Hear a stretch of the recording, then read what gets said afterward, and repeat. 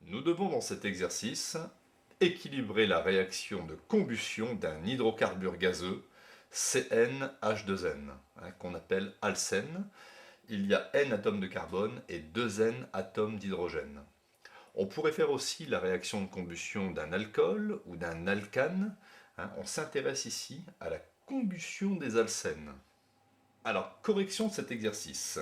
La combustion d'un alcène, c'est la réaction ici, supposée totale, entre un alcène gazeux et l'oxygène gazeux, qui va générer du dioxyde de carbone CO2 gazeux et de la vapeur d'eau H2O gazeux. Donc je n'ai pas écrit ici le symbole G pour phase gaz, mais tout ici se déroule en phase gaz. Donc dans un premier temps, on va équilibrer les carbones, puis les hydrogènes et enfin les oxygènes. Essayez toujours de respecter cet ordre, c'est l'ordre le plus facile. Alors, on y va. Au niveau des carbones, à gauche ici, j'ai N atomes de carbone. Ici, j'en ai qu'un. Donc, je vais mettre un coefficient petit n pour l'ensemble de la molécule. Comme ça, j'ai N atomes de carbone et N atomes de carbone. Ça y est, c'est fait. Au niveau des hydrogènes, ici, j'ai 2 N atomes d'hydrogène et ici, j'en ai 2.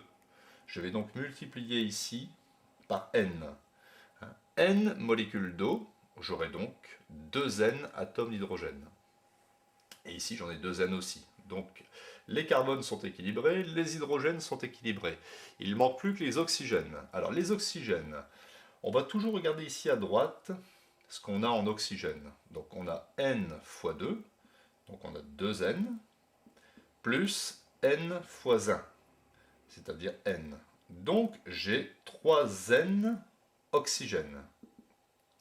Il me faut retrouver 3 N oxygène. Mais ici, j'ai un 2.